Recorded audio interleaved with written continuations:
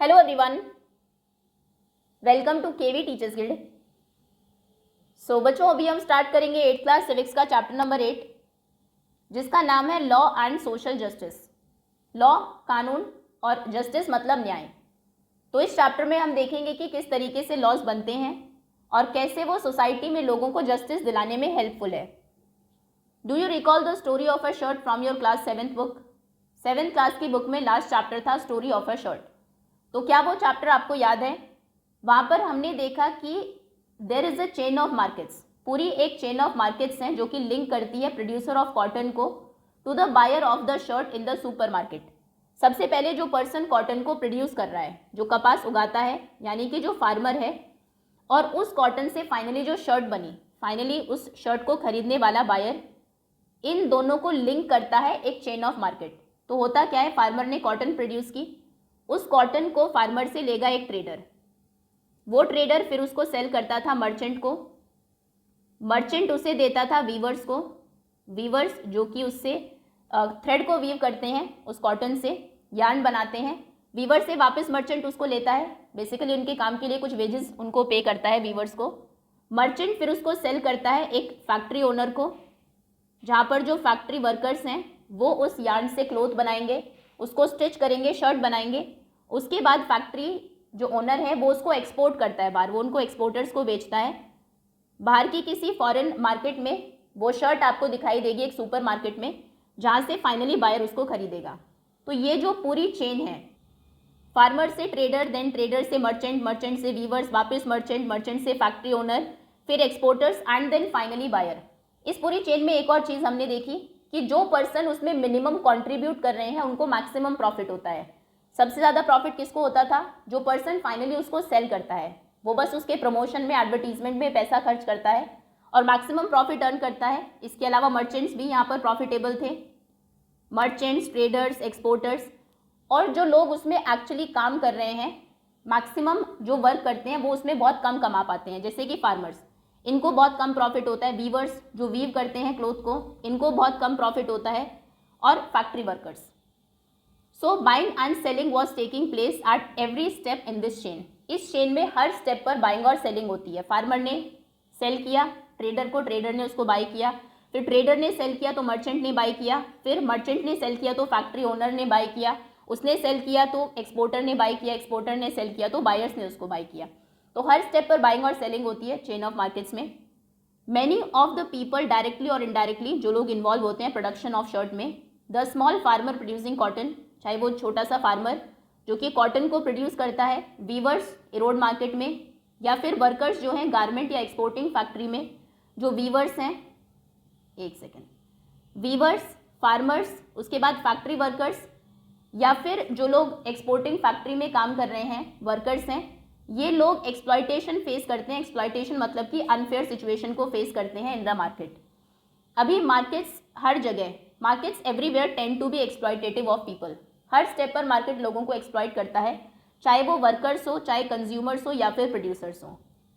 अब इन लोगों को एक्सप्लॉयटेशन से प्रोटेक्ट करने के लिए, बचाने के लिए, the government must makes certain laws. Government कुछ लॉज, कुछ कानून बनाती है।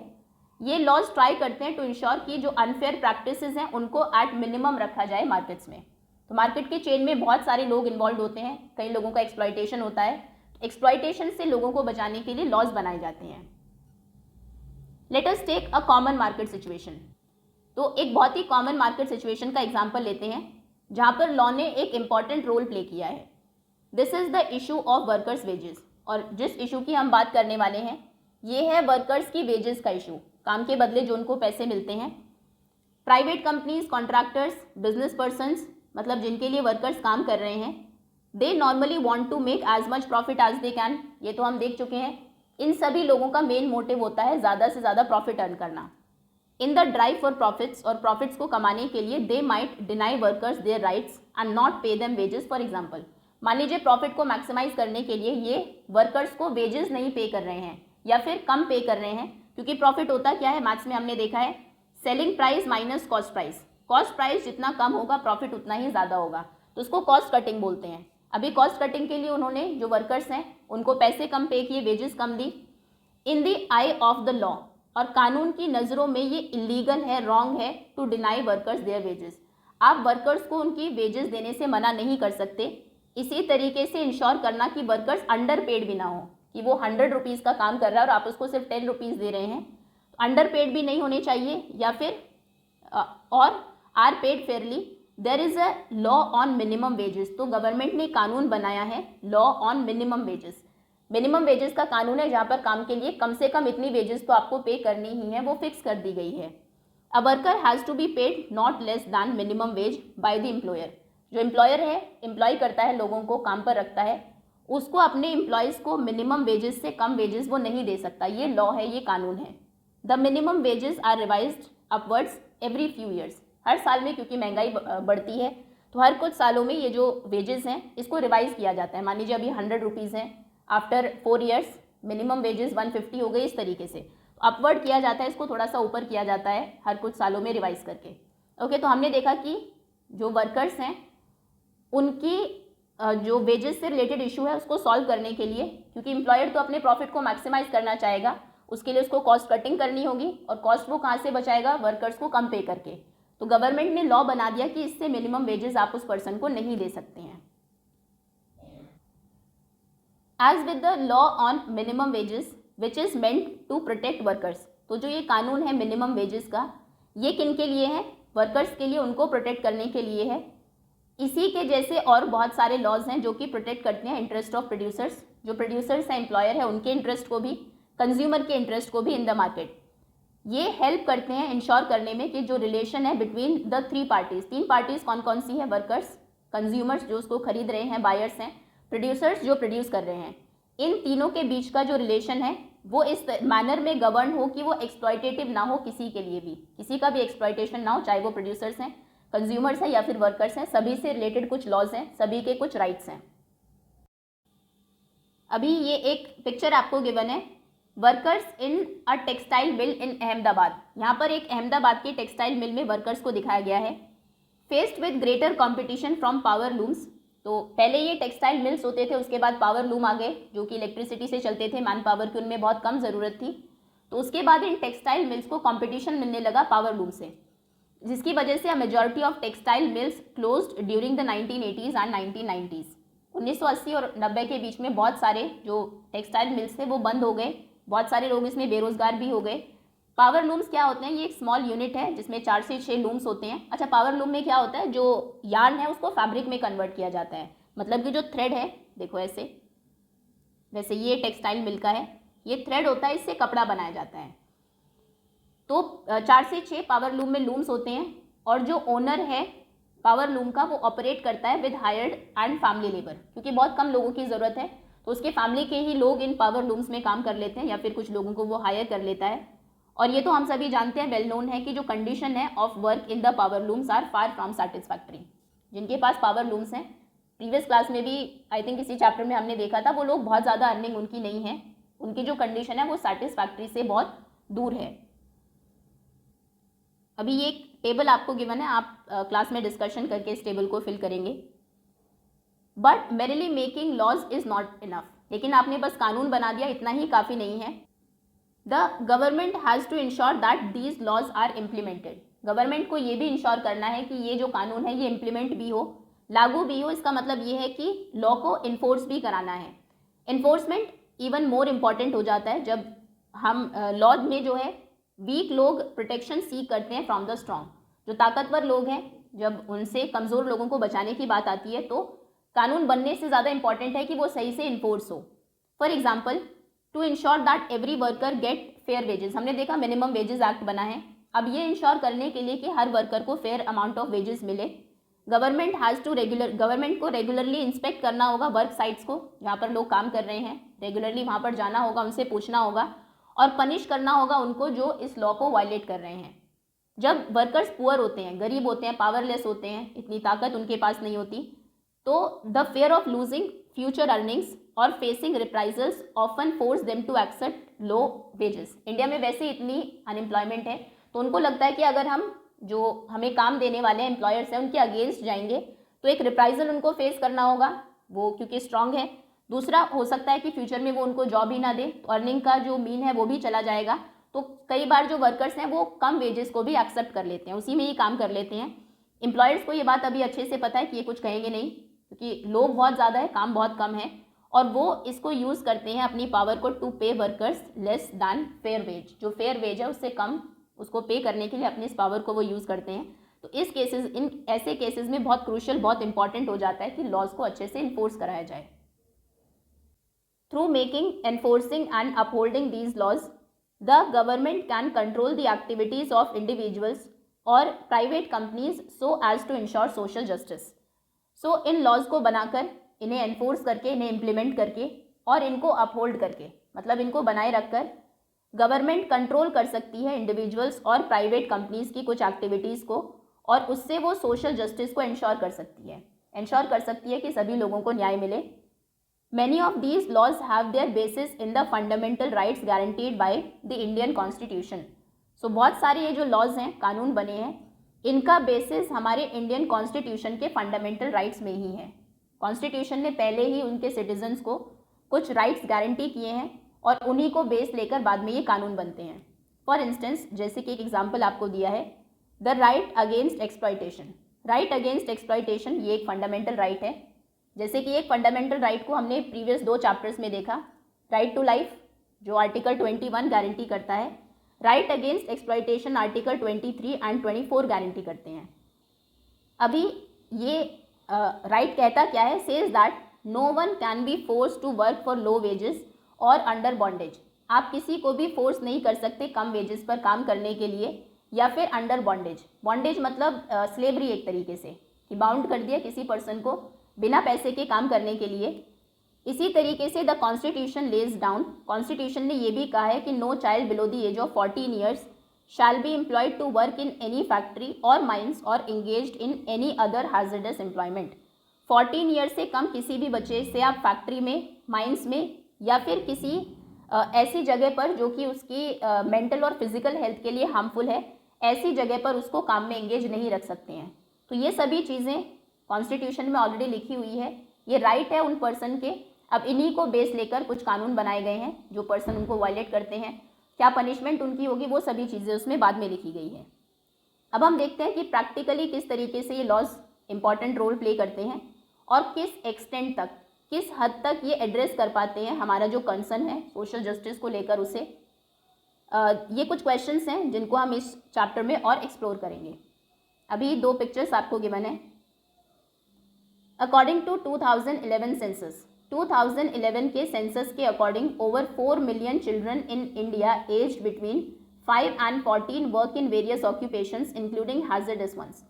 तो सेंसस ने कहा कि इंडिया में 4 मिलियन मतलब 40 लाख से ज़्यादा बच्चे जो 5 to 14 ईयर्स के हैं वो डिफरेंट ऑक्यूपेशंस में इन्वॉल्व है, अलग अलग काम कर रहे हैं, जिनमें से कुछ काम हैजर्डस भी है, हार्मफुल भी है, खतरनाक भी है। तो 2016 में पार्लियामेंट ने अमेंड किया the child labour prohibition and regulation act 1986। ये एक्ट 1986 में बन गया था, हमने देखा, जिसमें कहा गया था कि 14 ईयर से कम किसी भी बच्चे को आप माइंस में, फैक्ट्री में या फिर हैजर्डस एम्प्लॉयमेंट में नहीं इंगेज रख सकते।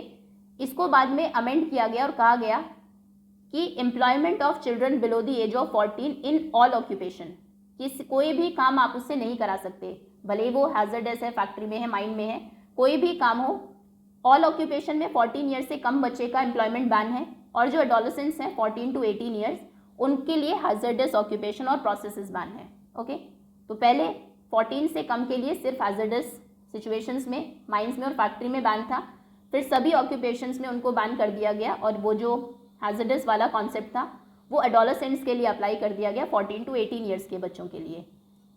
It made employing these children और एडोलेसेंट्स अ कॉग्निजेबल ऑफेंस। कॉग्निजेबल ऑफेंस मतलब कि बिना कोर्ट ऑर्डर के भी पुलिस उन लोगों को अरेस्ट कर सकती है जो इस लॉ को वायलेट करते हैं। अगर कोई भी पाया जाता है जो वायलेट कर रहा है इस लॉ को, must be penalised with a punishment ranging from, उस पर पेनल्टी क्या लगेगी? सबसे पहले तो उसको जेल हो सकती है 6 months to 2 years, 6 से 2 साल के लिए, और या फिर फाइन लग सकता है 20 से 50 साल का, इनमें से कोई एक या दोनों भी हो सकते हैं। सेंट्रल गवर्नमेंट ने आज state government to develop plans to rescue and rehabilitate children who are working. Central government ने स्टेट गवर्नमेंट को कहा है कि ऐसे बच्चों को वहाँ से रेस्क्यू करिए, निकालिए और उनको रिहैबिलिटेट करने के लिए काम करिए।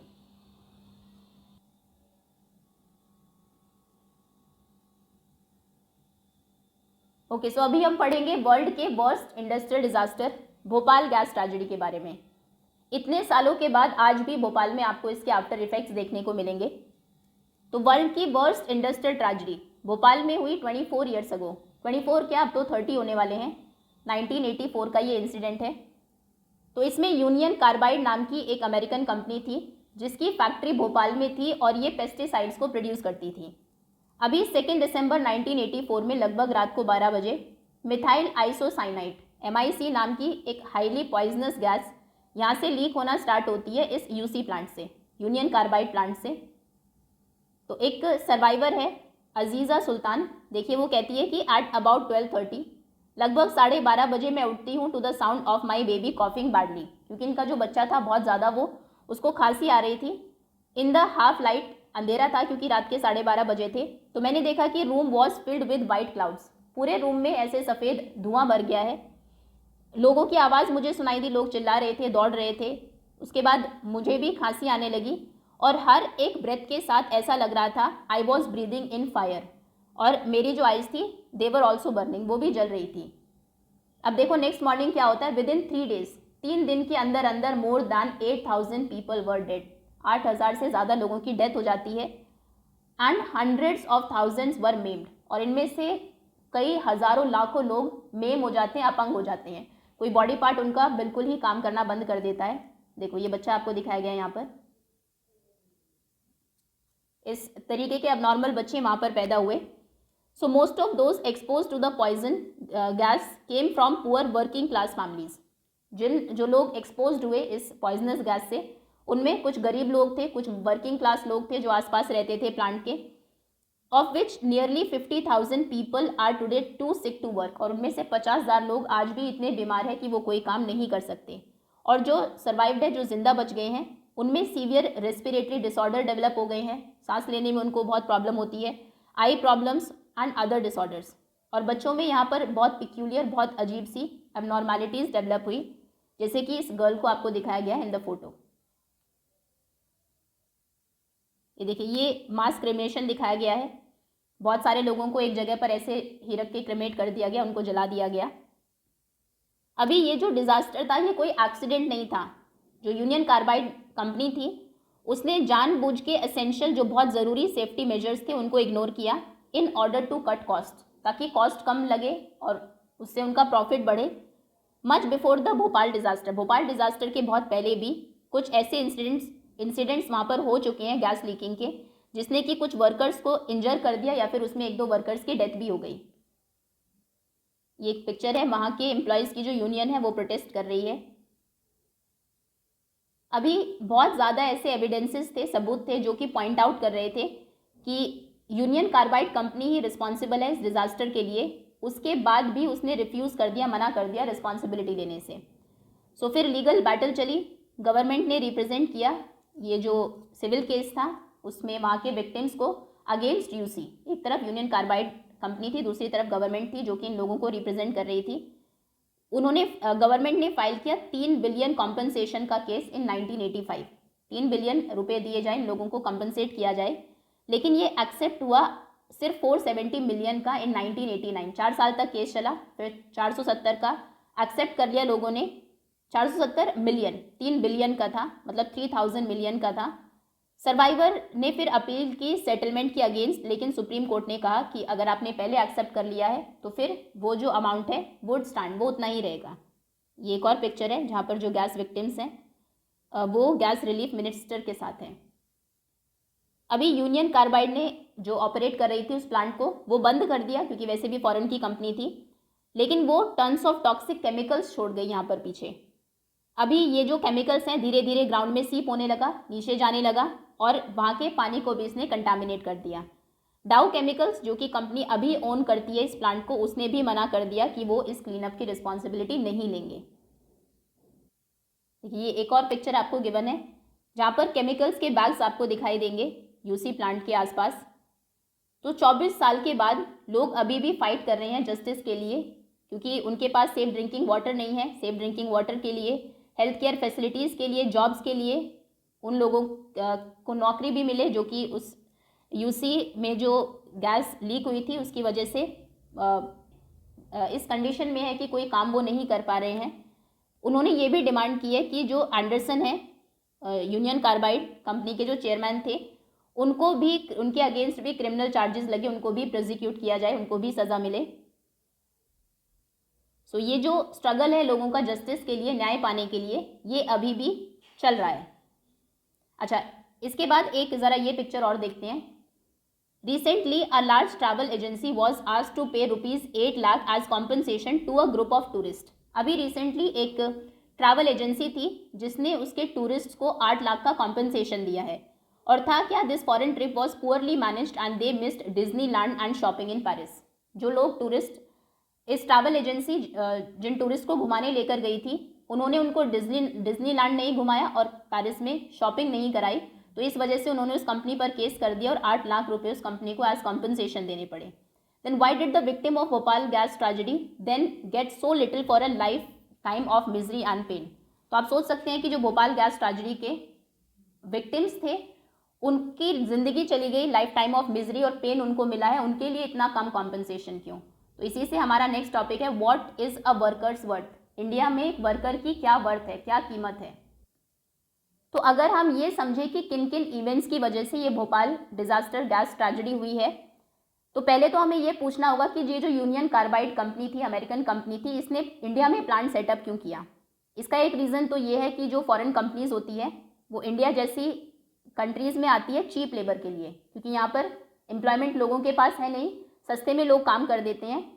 वेजेस दैट द कंपनीज पे टू वर्कर्स से इन द यूएसए, अगर ये अपना प्लांट यूएसए में ही लगाती क्योंकि वहीं की कंपनी थी, तो वहाँ पर जो लोगों को पैसा इसको देना होता वो far higher than what they have to pay to workers in poorer countries like India.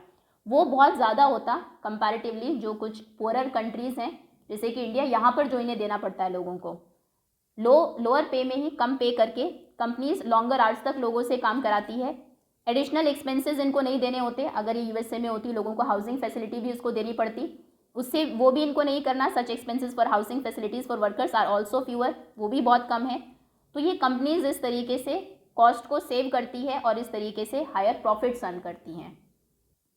और ये कॉस्ट कटिंग कई बार बहुत डेंजरस तरीक़ों से भी की जाती है। Lower working condition including lower safety measures are used as way of cutting cost. कई बार कॉस्ट को कट करने के लिए सेफ्टी मेजर्स को हटा दिया जाता है, lower safety measures conditions use की जाती है। तो जैसे कि यूसी प्लांट में every safety device was mall functioning, जितने भी सेफ्टी डिवाइस थे कोई भी ढंग से काम नहीं कर रहे थे और वॉज इन शॉर्ट सप्लाई या फिर शॉर्ट सप्लाई में थे, कम थे जितने की ज़रूरत है उनसे। सो 1980 बिटवीन 1980 से 1984 तक जब ये ट्रेजेडी हुई, the work crew for MIC plant, ये जो मिथाइल आइसोसाइनाइड गैस का प्लांट था, यहाँ पर काम करने वाले लोगों को हाफ कर दिया गया। पहले 12 लोग यहाँ पर काम करते थे, फिर 6 ही वर्कर्स को रखा गया। कॉस्ट कम करने के लिए अगेन कम पे करना पड़ेगा, कम लोग होंगे तो। The period of safety training for workers was brought down from 6 months to 15 days. पहले लोगों को जो काम करते थे यहाँ पर उनको 6 महीने के लिए ट्रेनिंग दी जाती थी सेफ्टी के लिए, अब वो ट्रेनिंग सिर्फ 15 दिन की कर दी। The post of night shift work for the MIC plant was abolished, और रात में जो नाइट शिफ्ट में काम करता था यहाँ पर MIC मिथाइल आइसोसाइनाइड प्लांट के पास में, उसको बिल्कुल ही ख़त्म कर दिया गया। कोई वर्कर यहाँ पर रात में था ही नहीं। अगर वो पर्सन होता, ये सेफ्टी मेजर्स लिए गए होते, तो हो सकता है जब गैस लीक होना स्टार्ट हुई तभी वो पहले इन्फॉर्म कर देता और इस ट्रेजेडी को होने से रोका जा सकता था। Now read the following comparison between the UC's safety system in Bhopal and its other plant in the US. अभी ये जो यूनियन कार्बाइड कंपनी है, इसका एक तो प्लांट भोपाल में था, एक इसका दूसरा प्लांट है यूएसए में। दोनों जगहों के सेफ्टी सिस्टम को अभी हम कंपेयर करेंगे। सो एट वेस्ट वर्जीनिया, यूएसए में ये जगह है, computerised warning and monitoring system were in place. यहाँ पर कंप्यूटराइज्ड वार्निंग सिस्टम है, मॉनिटरिंग सिस्टम है। जबकि जो यूसी प्लांट था भोपाल में, इसी कंपनी का दूसरा प्लांट भोपाल में था, relied on manual gauges and the human sense to detect gas leaks. वहाँ पर ये पूरे तरीके से ह्यूमन सेंस पर डिपेंडेंट थी कि ह्यूमन बीइंग ही स्मेल करके या फिर उनको अगर कॉफिंग होगी तो वो बता देंगे कि गैस लीक हुई है।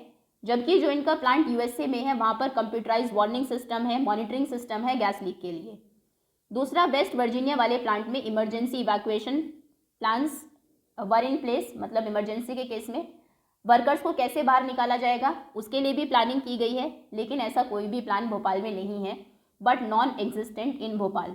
अभी इतने शार्प डिफरेंसेस क्यों हैं सेफ्टी स्टैंडर्ड्स में अक्रॉस कंट्रीज? और इवन डिजास्टर हो गई, कोर्ट में प्रूव हो गया कि गलती कंपनी की ही थी, why the compensation to the victims so low? इतनी कम कॉम्पनसेशन क्यों दी गई विक्टिम्स को?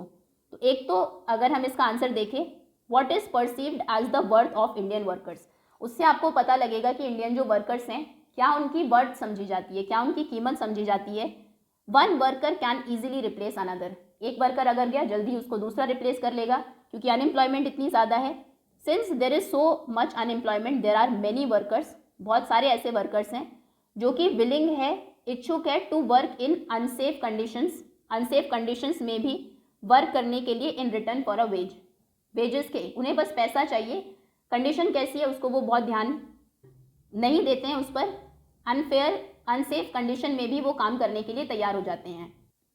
अब इसी वर्कर्स की वनरेबिलिटी को यूज़ करते हैं एम्प्लॉयर्स, और फिर वो वर्क प्लेस पे सेफ्टी मेजर्स को इग्नोर करते हैं। दस इवन सो मेनी ईयर्स, और अभी भी भोपाल गैस ट्रेजेडी के इतने सालों के बाद भी रेगुलर रिपोर्ट्स आती है एक्सीडेंट्स की कंस्ट्रक्शन साइट्स पर, किसी वर्कर की डेथ हो गई है क्योंकि प्रॉपर सेफ्टी मेजर्स नहीं थे माइंस में, फैक्ट्रीज में, due to the careless attitude of the employers. Okay, I think next जो टॉपिक है, enforcement of safety laws, new laws to protect the environment. Okay, इनको हम डिस्कस करेंगे नेक्स्ट वीडियो में। अभी के लिए इतना ही। Thank you so much for watching.